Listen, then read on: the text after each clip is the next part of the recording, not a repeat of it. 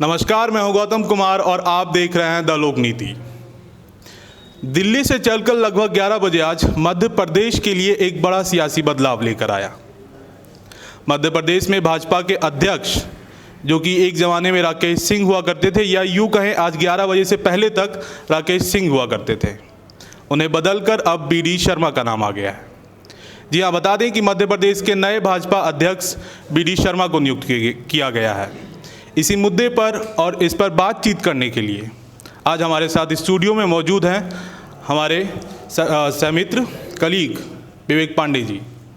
तो आइए इनसे जानते हैं बी.डी. मिश्रा के अब तक के राजनीतिक कैरियर के बारे में और भाजपा ने क्यों ये फैसला लिया, इसके बारे में। विवेक जी, सबसे पहले तो बी.डी. शर्मा के बारे में आप हमारे दर्शकों को बताएं जी कि उनका व्यक्तित्व कैसा रहा है, जी। उनका राजनीतिक इतिहास क्या रहा है। देखिए, बी.डी. शर्मा जी जो है वो बेसिकली एक लड़का होता है जो ABVP से अपनी राजनीति को शुरू करता है जी। उसकी गांव की पृष्ठभूमि है भिंड मुरैना, जो उनका जो बेसिकली भिंड मुरैना से हैं, और ABVP में अपना काम शुरू करते हैं। ABVP से सेक्रेटरी बनते हैं, संघ में आते हैं, संघ के लिए लंबा काम करते हैं, पैदल चल के जो संगठन के काम होते हैं, जो संघ के काम होते हैं वो करते हैं। आपको पता होगा भारतीय जनता पार्टी और संगठन दोनों मिलके जिस तरीके से काम करते हैं उसको एक पैरेलल काम बोला जाता है। तो संगठन में इनको रहने का लंबा समय का जो अनुभव है, इन्होंने संगठन में काम किया। इसके साथ ही साथ जो इनकी छवि है वो बहुत ही बेदाग छवि होती है, क्योंकि आज के डेट में आप देखते होंगे कि राजनेताओं पर जिस तरह के मुकदमे सामने आते हैं और जो उनके ऊपर चार्ज चल रहे होते हैं, तो बी.डी. शर्मा का अगर आप नाम लेंगे इस श्रेणी में, तो बी.डी. शर्मा एक बेदाग छवि के नेता हैं। उनके ऊपर केस दर्ज नहीं है। दूसरी बात यह है कि संगठन में इन्होंने जो लंबा काम किया, यानी आप 15 वर्ष शिवराज सिंह चौहान सरकार का देखेंगे तो उसमें बी.डी. शर्मा का खासतौर से 2 सरकारों में, यानी कि 2008 वाली सरकार और 2013 वाली सरकार, इस कार्यकाल में बी.डी. शर्मा का जो महत्वपूर्ण योगदान हो जाता है कि बी.डी. शर्मा एनालिस्ट के तौर पर आते हैं। बी.डी. शर्मा चुनाव में जाते हैं। बी.डी. शर्मा बाकायदा पैदल चल के, मतलब एक विधानसभा तक उनका नेटवर्क पहुंचता है, तो इसलिए ये बड़े खास हो जाते हैं। और अभी भी ये महामंत्री हैं मध्य प्रदेश भाजपा में। फिर इसके बाद 2019 का समय आता है जब नरेंद्र मोदी जी का जो मोदी 2.0 हम कहते हैं, तो उसमें अब इनको खजुराहो से टिकट मिलता है और खजुराहो से ये जीतते हैं। तकरीबन 4 लाख के अंदर इन्होंने जीत दर्ज करी और नाती राजा की वाइफ जो हैं उनको इन्होंने हराया। माना यह जा रहा था कि नाती राजा जो हैं ये आपके छतरपुर से एक सीट है, ये वहाँ से उनकी वाइफ विधायक थी, तो ये माना जा रहा था कि भाई अब ये जीत सकते हैं। लेकिन और नए आदमी गए, बहुत समय बाद इनका, बहुत टाइम बाद टिकट हुआ वैसे ही डिक्लेयर, तो लग रहा था कि भाई इतना समय हो गया टिकट डिक्लेयर हुए, ये कैसे जीत पाएंगे। लेकिन ये जीते, भारी बहुमत के साथ जीते। 4 लाख से आप समझ सकते हैं जिसने जीत दर्ज करी हो। एक्सपेक्शन बढ़ गया खजुराहो सीट से। तो और अभी जिस तरीके से, और अब ये जो प्रदेश भाजपा है, तो मुझे ऐसा लगता है कि प्रदेश भाजपा में अब फेरबदल होंगे। तो आपको विवेक जी ने बताया बी.डी. मिश्रा के पूरे लाइफ के बारे में, बी.डी. शर्मा के पूरे लाइफ के बारे में माफ़ी चाहता हूँ। तो क्या आपको लगता है विवेक जी कि मध्य प्रदेश के इतिहास में कोई और ऐसा राजनेता नहीं था जिसको मध्य प्रदेश भाजपा का प्रभार दिया जा सके? देखिए, ये तो आपने बहुत, मतलब जो है बड़ा, मैं कहूँगा चतुराई वाला सवाल किया आपने, बड़े आराम से बड़ा सवाल किया। देखिए, मध्य प्रदेश भाजपा खासतौर से 2003 से 2018 वाली भाजपा, जैसे हम कहते हैं, जिसकी शुरुआत करती है उमा भारती, जिसके बाद आते हैं बाबूलाल गौर, मतलब मैं मुख्यमंत्रियों की बात बता रहा हूँ, और उसके बाद आते हैं शिवराज सिंह चौहान, जिन्होंने 13 साल मुख्यमंत्री बने। तो इस दौरान अगर आप प्रदेश भाजपा अध्यक्ष की लिस्ट तैयार करेंगे तो उसमें बड़े नाम आते हैं, जैसे प्रभात झा आते हैं, जैसे नरेंद्र सिंह तोमर आते हैं, जैसे कि आपके नंद कुमार सिंह चौहान आते हैं, फिर राकेश सिंह आते हैं जो अभी आज उनको पद से हटना पड़ा, या और अब बी.डी. शर्मा बन रहे हैं। तो ये जो लिस्ट है इसमें इसको समझने की ज़रूरत है कि जिसका जो कार्यकाल था उस समय के हिसाब से उस नेता को प्रदेश अध्यक्ष बनाया गया, वो कमान दी गई। अब बी.डी. शर्मा आए हैं बहुत बड़ा चैलेंज है, क्योंकि आपने यही पूछा, यही सवाल है आपका कि भाई कोई और नेता नहीं था क्या? तो देखिए साहब, नेता तो है, एक से एक नेता है प्रदेश में जो केंद्र का प्रतिनिधित्व भी कर रहे हैं, जिसमें आपके कैलाश विजयवर्गीय हैं। बीडी शर्मा को माना जाता है ये केंद्र और राज्य के समन्वयक हैं, यानी इनकी जितनी पैठ यहाँ है, यानी शिवराज जी से जितनी इनकी बनती है उतनी अमित शाह से बनती है, उतनी बड़े लोगों से बनती है, जो बड़े लोग वहाँ बैठे हैं, चाहे जेपी नड्डा हो, भूपेंद्र यादव हो, या आपके स्वयं मोदी जी हो। मैं तो कह रहा हूँ नरेंद्र मोदी जी के साथ इन्होंने, जब मोदी जी इस मध्य प्रदेश के प्रभारी हुआ करते थे, उस दौरान बीडी शर्मा ने काम किया है नरेंद्र मोदी जी के साथ। तो बीडी शर्मा आपको भले ही एक प्रदेश के लोगों को नया नाम लग रहे होंगे, सामान्य जनता को, लेकिन बीडी शर्मा जो आज के बड़े बड़े नेता हैं उनके साथ ग्राउंड का काम कर चुके हैं। दूसरी बात मैं आपको बताना चाहता हूँ, कई लोग ये सोच रहे थे कि नेता प्रतिपक्ष में पहले से ब्राह्मण चेहरा बैठा है जी। तो नेता प्रतिपक्ष के बाद लोगों को ये लग रहा था कि अब या तो कोई ठाकुर चेहरा या कोई ओबीसी चेहरा, जैसे राकेश सिंह के तौर पे कोई ओबीसी चेहरा ही अब सामने आएगा। लेकिन भारतीय जनता पार्टी ने देखिए पलटी मारी, सबको चौंका दिया और फिर से ब्राह्मण चेहरा, यानी अब आपके नेता प्रतिपक्ष गोपाल भार्गव हैं, तो अब आपके प्रदेश अध्यक्ष बीडी शर्मा है। तो भारतीय जनता पार्टी, और अब नामों की अगर हम चर्चा करें तो बड़े बड़े नाम चल रहे थे, शिवराज जी का नाम चल रहा था, स्वयं नरोत्तम मिश्रा बीजेपी के कद्दावर नेता और पूर्व मंत्री, उनका नाम चल रहा था, अरविंद भदौरिया अटेर से विधायक हैं, उनका नाम चल रहा था। तो बड़े बड़े लोगों का नाम चला और बीडी शर्मा को आज प्रदेश अध्यक्ष बने हैं। तो ये अकस्मात नहीं बने, इसके पीछे एक लंबी स्ट्रेटेजी है, जो आपको निकाय चुनाव में, जो आपको पंचायत चुनाव में, जो आपको बीडीसी के चुनाव में। बिल्कुल, मैं विवेक जी यहीं मैं आना चाह रहा था, क्योंकि आने वाले कुछ दिनों में जो है मध्य प्रदेश में निकाय चुनाव होने वाले हैं जी। तो क्या इस चुनाव को देखते हुए भी भाजपा ने ये चाल चली है, या इसे सिर्फ बीडी शर्मा की मेहनत मान ली जाए? नहीं नहीं नहीं, देखिए आपका पहला वाला जो सवाल है उसी में जवाब है। ये देखिए बीडी शर्मा ने मेहनत करी, तो मैं ये नहीं कहूँगा कि सबने मेहनत नहीं करी। भाई देखिए सबने मेहनत करी होगी, हर व्यक्ति चाहता है। भाई देखिए जो जिम्मेदार लोग थे, जो बड़े लोग थे, जिनका नाम लिस्ट में चल रहा था, वो सभी चाह रहे थे कि भाई प्रदेश अध्यक्ष का ताज हमारे सर पे आए। तो ये तो है कि मेहनत सबने करी थी, लेकिन हाँ, ताज इनके सर पे सजा है तो भाई इनकी काबिलियत, इनकी मेहनत, इनकी अप्रोच और पार्टी की एक पार्टी फिलर करना चाह रही होगी। अब आते हैं आपके निकाय चुनाव पे। तो देखिए निकाय चुनाव में भारतीय जनता पार्टी अपनी रणनीति, मतलब भारतीय जनता पार्टी को 15 दिन बाद भी कोई काम करना होगा तो वो भी रणनीति के आधार पे करती है। सब कुछ प्लानिंग के हिसाब से होता है। बिल्कुल प्लानिंग के आधार पे। और बीडी शर्मा का प्रदेश अध्यक्ष चुना जाना एक बहुत बड़ी प्लानिंग है, इसमें आपके चुनाव शामिल हैं। और ये जो 3 चुनाव हैं, मतलब आपको ये 3 चुनाव, भारतीय जनता पार्टी ऐसी पार्टी है जो किसी भी चुनाव को हल्के में नहीं लेती है। अभी आप देखिए आपको 2 उपचुनाव लड़ने हैं, ठीक है। आपको भाई बनवारी लाल शर्मा की मृत्यु हुई, यानी वो कांग्रेस का टिकट, एक वो कम हुए। अब आपको मनोहर सिंह ऊंटवाल जो हैं वो गए, यानी भाजपा और कांग्रेस एक पे है। तो भाई एक इनके कम हुए, एक इनके कम हुए।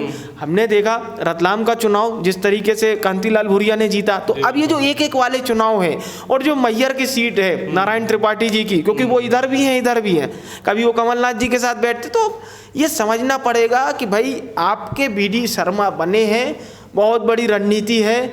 और ये भारतीय जनता पार्टी बहुत अच्छे से जानती है कि बीडी शर्मा का जो नेतृत्व है, खासतौर से चुनाव लड़ने का, वो क्योंकि चुनाव जीतने की उनके पास कला है, एक उनके, क्योंकि उनकी टीम का काम करने का मैं आपको तरीका बताता हूँ। बीडी शर्मा पर्टिकुलर, अच्छा इसमें मैं आपको एक श्रेणी और जोड़ देता हूँ। अभी वर्तमान में जो भाजयुमो के प्रदेश अध्यक्ष हैं अभिलाष पांडे, बीडी शर्मा को ऐसा कोई मतलब आपको रिटर्न नहीं मिलेगा, कोई पब्लिकली नहीं मिलेगा, लेकिन अभिलाष पांडे का राजनीतिक गुरु माना जाता है। क्या बात है। और अभिलाष, ये विवेक जी ने बिल्कुल हमें अंदर की खबर दी है, जो आपको कहीं से नहीं मिलेगी, ये सिर्फ विवेक जी से ही मिल सकती है। हाँ, ये ऑन पेपर नहीं मिलेगा आपको, ये ऑन पेपर नहीं मिलेगा। ये विवेक जी के अंदरूनी सूत्र हैं, ये अंदरूनी सूत्र है। और मैं तो कह रहा हूँ, मैं तो दावा कर रहा हूँ, क्योंकि जो उनकी केमिस्ट्री है भाई, आप दोनों लोगों की केमिस्ट्री बहुत अच्छी। और अभिलाष पांडे भी जमीन पे काम करने वाले नेता हैं, और ये बात बीडी शर्मा और अभिलाष पांडे जो है आने वाले समय में आपको दिखाएंगे भी कि जिस तरीके से वो काम करते हैं। लेकिन हाँ, हमको एक दूसरा पक्ष ये भी देखना चाहिए कि जो भाजपा से असंतुष्ट लोग हैं, क्योंकि देखिए हम ये कहें कि सब भाजपा से खुश हैं, ये तो बहुत ही गलत होगा, क्योंकि भाजपा से लोग असंतुष्ट थे तब तो 2018 में, माफ कीजिएगा, शिवराज सिंह चौहान को अपदस्थ करके भाई कांग्रेस को चुना, फिर कमलनाथ मुख्यमंत्री बने। तो बड़ा मुश्किल होगा कि भाई जो गुटबाजी है उसको आप कैसे दूर करेंगे, और अब कांग्रेस में जो भाजपा के लोग आ रहे हैं उसको कैसे रोकेंगे। राकेश सिंह को ये बोला गया कि भाई प्रदेश अध्यक्ष एक लंबे समय तक वो भी रहे, मतलब कोई बहुत छोटा कार्यकाल उनका नहीं बोला जा सकता नंद कुमार सिंह चौहान के बाद, लेकिन हाँ कोई बहुत बड़ा कार्यकाल भी नहीं कहा जाएगा, मतलब दोनों की मध्यस्थता। लेकिन बड़ा मुश्किल है, मतलब इतना आसान नहीं है बीडी शर्मा के लिए ये जो नया वो है। तो अगर जो विवेक जी की बातों को माना जाए तो पूरे प्रदेश के राजनीतिक समीकरण को देखते हुए बीडी शर्मा जी को प्रदेश अध्यक्ष नियुक्त किया गया है। सही बोल रहा हूँ मैं? ये बिल्कुल सत्य बात है। इसके बारे में पूर्व अध्यक्ष राकेश सिंह ने बहुत अच्छी बात कही थी। देखने को मिला हमें कि भाजपा में नेताओं के बीच में जो है वो किस तरीके से बातचीत होती हैं या किस तरीके से एक दूसरे को अप्रिशिएट कहते हैं। क्या कुछ कहा राकेश सिंह ने, हम जानेंगे विवेक जी से। विवेक जी, देखिए, आपकी जो आपने पहले लाइन कही कि देखने को हमें मिला कि भाजपा किस तरीके से अपने नेताएं जो है आपस में डील करते हैं, तो ये आप कहेंगे कि भाई कांग्रेस से इस मामले में भाजपा आगे है। यही चीज़ अभी कांग्रेस में हुई होती तो एकाएक प्रदेश अध्यक्ष नहीं बनता है साहब उनका। उनमें बड़ी लंबी, आप देखिए पीसीसी का चीफ है भाई, कमलनाथ पीसीसी के भी चीफ है, मध्य प्रदेश के भी चीफ है, और दोनों जगह पर वो हैं।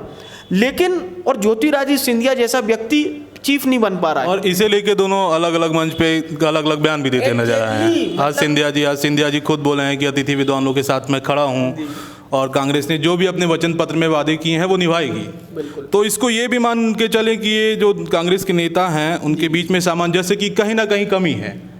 ये ही बिल्कुल, और ये बात पब्लिक बहुत आराम से बहुत अच्छे से देख लेती है, क्योंकि देखिए शक्ति प्रदर्शन जिसको बोलते हैं, भारतीय जनता पार्टी में एक चीज़ है कि उस पार्टी में जो ऊपर से कह दिया मैंने कह दिया। अब जो नेता होते हैं वो एक जैसे घर के बालक नहीं होते कि भैया पापा जी ने कुछ कह दिया तो मानना है, तो फिर मन मुटाव भले ही है तो देख लेते हैं, लेकिन जब एक छत के नीचे आते हैं लोग तो एक जैसे हो जाते हैं। कांग्रेस में कमी है इस चीज़ की। कांग्रेस में अहमवाद इतना हावी है। अहमवाद मतलब ये कि एक ही सभा में किसी के नारे लगेंगे, किसी के नारे लगेंगे, तो आपको समझ में आ जाता है यार गुटबाजी है। खैर, अब मैं आपके सवाल पर आता हूँ जी। राकेश सिंह की बात। राकेश सिंह, देखिए राकेश सिंह बड़े नेता हैं, जबलपुर से सांसद हैं, अनवरत कई बार चुने जा रहे हैं, प्लस साथ ही साथ एक संसदीय बोर्ड समिति है उसके भी वो सदस्य हैं। नरेंद्र मोदी और अमित शाह से डायरेक्ट हैं उनके रिलेशंस, और प्रदेश की राजनीति में बात करें महाकौशल की, भाजपा की, तो वो वहाँ से बड़े नेता हैं। और ईश्वरदास रोहाणी की मृत्यु के बाद तो वो एकाधिकार हो गया उनका जबलपुर की राजनीति में, अगर देखा जाए तो, ये मान सकते हैं। क्योंकि और अब ऐसे समय में उनको हटाया जा रहा है, यानी इसके पीछे पूरी की पूरी प्लानिंग है भाई। अच्छी आपसे जो एक्सपेक्शन की गई थी, ओबीसी चेहरा बनाकर आपको प्रोजेक्ट किया गया था, और ये माना गया था कि भारतीय जनता पार्टी को एक बार फिर से चौथी जो है जीत दर्ज होगी, वो नहीं मिल पाई। फिर इसके बाद जब मोदी जी का समय आता है 2019 में, आपको 28 सीटें मिली, लेकिन इस 28 सीट का सेहरा राकेश सिंह के सर पे ना सज के मोदी जी के सर पे सजा, और यही माना गया कि भाई नरेंद्र मोदी की हवा वापस से चली है। तो इस वजह से अब पार्टी को ये लग रहा था कि हमको निकाय चुनाव में अगर जीतना है, और ये जो 2 चुनाव में हमें जीतना है, तो ऐसा चेहरा लाना पड़ेगा जो चुनाव जीतना जानता। और भारतीय जनता पार्टी चुनाव जीतने के लिए आपको उसकी स्ट्रेटेजी पता होगा। आप दिल्ली का उदाहरण देखिए कि 15-20 दिन पहले तक ऐसा लग रहा था कि लोग अरविंद केजरीवाल की पार्टी के नेताओं से कह रहे थे क्यों मेहनत कर रहे हो भाई, है। मैं सौरभ भारद्वाज का बयान सुना था, वो कह रहे थे कि भाई हमें लोग ऐसा कह रहे थे कि क्यों मेहनत कर रहे हो, लेकिन 15 दिन में एक भारतीय जनता पार्टी ने सेगमेंट बदले, हवा बदली, उसने मुद्दे को इतना भुनाना शुरू किया, तो ऐसा लगने लगा कि कहीं ना कहीं भाजपा फाइट में। तो भारतीय जनता पार्टी चुनाव को लड़ना बहुत अच्छे से जानती है, चुनाव को जीतना बहुत अच्छे से जानती है। ऐसे में एक ऐसा चेहरा उसको चाहिए था जो इस एनालिस्ट और इस पूरी टीम को बहुत अच्छे से कोऑर्डिनेट कर सके। तो कहीं ना कहीं राकेश सिंह का हटना और बीडी शर्मा की वापसी मध्य प्रदेश अध्यक्ष के तौर पर होना, ये बहुत बड़ा भारतीय जनता पार्टी के लिए हो सकता है एक सुखद खबर है। लेकिन बहरहाल मैं आपको बता देना चाहता हूं कि आने वाले समय में जिला अध्यक्षों के माध्यम से, उपाध्यक्षों के माध्यम से टीम बदलेगी। यानी कि अभी जो एक इसको मैं तुरंत नहीं कह सकता, क्योंकि समझ लिया जाए कि टीम का कैप्टन चुन लिया नहीं गया नहीं है। नहीं, मैं अपनी ही लाइन को ठीक करता हूं दर्शकों को बताने के लिए कि जो जिला अध्यक्ष अभी बदले गए हैं, हो सकता है कि इनकी ही देखरेख में बदले गए हों, क्योंकि अभी तत्काल बदले गए हैं, बट अब नए बॉस बन चुके हैं बीडी शर्मा। तो देखते हैं आने वाले समय में क्या जी बिल्कुल रणनीति बनती है। आने वाले समय में प्रदेश में निकाय चुनाव होने वाले हैं। भाजपा अपनी कमजोरी को कहीं ना कहीं मजबूत करना चाह रही है। 2018 में वो चुनाव हारे, क्या उसके रीजंस थे, क्यों हारे, कैसे हारे, मुझे लगता है इन सारी चीज़ों को विचार करने के बाद बीडी शर्मा को प्रदेश अध्यक्ष नियुक्त किया गया है। तो आज के लिए बस इतना ही। हमने आपको बताया बीडी शर्मा के चरित्र के बारे में, उनके जीवन के बारे में, उनके राजनीतिक कैरियर के बारे में। अब लेना चाहूँगा इजाज़त मैं अपने दोस्त विवेक सर के साथ। नमस्कार।